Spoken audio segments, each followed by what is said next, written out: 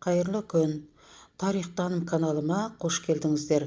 Бұл каналдан тарихи білім аласыздар, сондай-ақ БЖВ, ТЖВ талдауларын көретін боласыздар.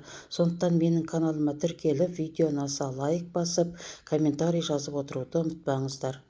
Бүгін 7 сыныпқа арналған Қазақстан тарихы пәнінен 3-ші тоқсанның 90-тық жиынтық бағалауын талдайтын боламыз. Бірінші сұрақ: 19 ғасырда сыр өңіріндегі қазақтарға қысым көрсеткен мемлекеттерді көрсетіңіз. 19 ғасырда сыр өңіріндегі қазақтарға қысым көрсеткен мемлекет бұл Ресей мен Орта Азия хандықтары. Бұл мемлекеттер қазақтарға шектен тыс озбырлық жасады, алым-салықты көбейтті және шұрайлы жерді тартып алды. Екінші сұрақ: Жанқожа Нұрмұқамбетұлы бастаған көтерілістің қамтыған аймағын көрсетіңіз. Жанқожа Нұрмұқамбетұлы Хиуа хандығына, Қоқан хандығына, кейінірек Ресей мемлекетіне қарсы күрескен батыр әрі би. Оның көтерілісінің қамтыған аймағы сыр бойы. Достар, егер Жанқожа Нұрмұқамбетұлы бастаған көтерілісті білгілеріңіз келсе, осы каналда толық видеосы бар, соны көріп алуларыңызға болады. Үшінші сұрақ: 1856-1857 жылдары Нұрмұқамбетұлы басқарған көтерілістің тірегі болған қаланы белгілеңіз. Бұның жауабы Жаңақала. Жаңақаланы 1847 жылы Нұрмұқамбетұлы басқарған көтерілісшілер Сырдарияның сол жақ бетіне өтіп басып алған болатын. Төртінші сұрақ: Есет Көтібарұлының Ресей империясына қарсы көтеріліс барысындағы қимылдарын анықтаңыз. Есет Көтібарұлы Ресей империясына қарсы 20 жыл бойы соғысты. Сондай-ақ ол Жанқожа Нұрмұқамбетұлымен бірге Хиуа және Қоқан хандарына да қарсы белсене күрес жүргізді. Есет батырдың жігіттері Ресейдің сауда керуендері менен жазалаушы отрядтарына қатты соққы беріп отырды.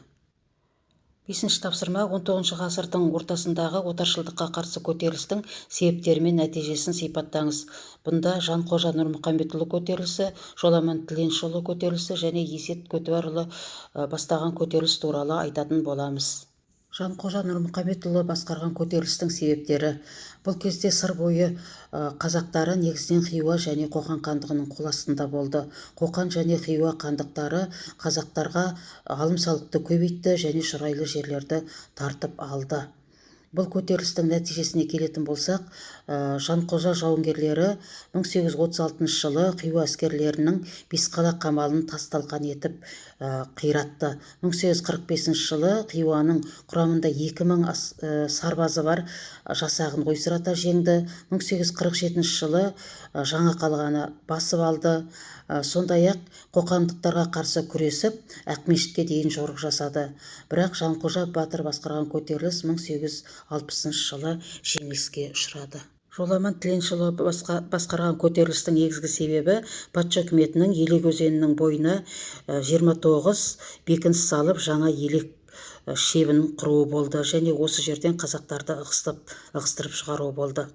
Енді нәтижесіне келетін болсақ, Жоламан Тіленшіұлы басқарған көтерілістің көтерілісшілері казак станицаларына, бекіністерге шабуыл жасады, оларға өрт қойды.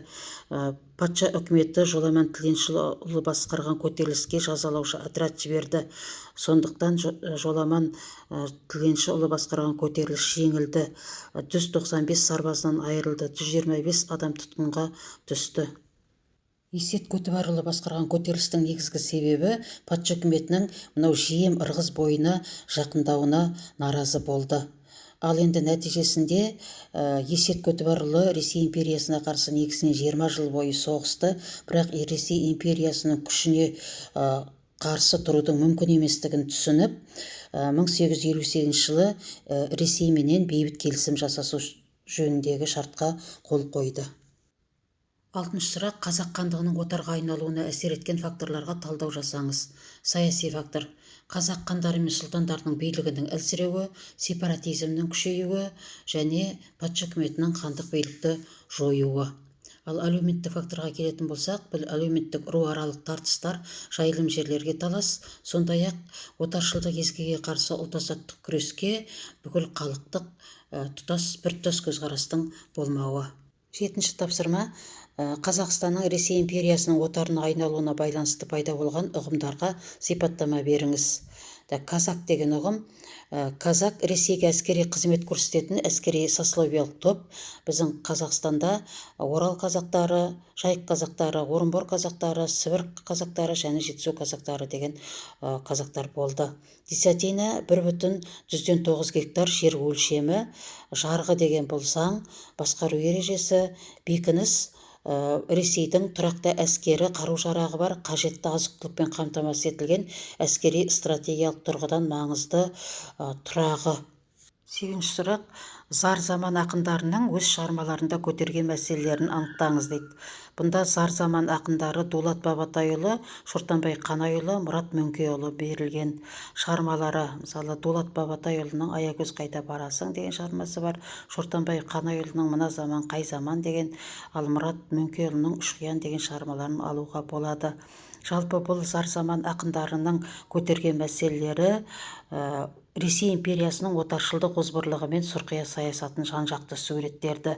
Сондай-ақ қазақ халқының бұрынғы өткен замандағы өмірін аңсады, жаңа заманның зардаптарын сынады. Сондай-ақ халықтың арасында салт-дәстүрді, ұлттық болмысты ажырамауға үндеді. Мұрат Мөңкеұлы Үшқиян деген өлеңінде жаңағы батыста Қазақстанның жерлерін, яғни Еділді, Ойылды, Жайықты тартып алған туралы қазақ халқының ауыр жағдайын шынайы суреттеді.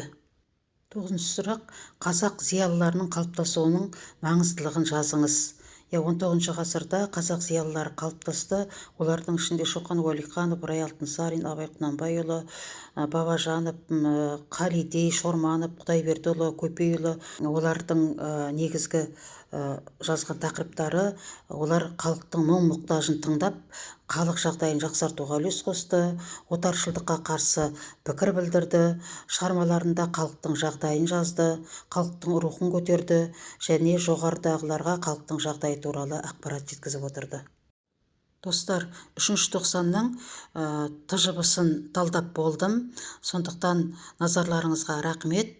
Маған мотивация беріп, арнаға тіркелуді ұмытпаңыздар.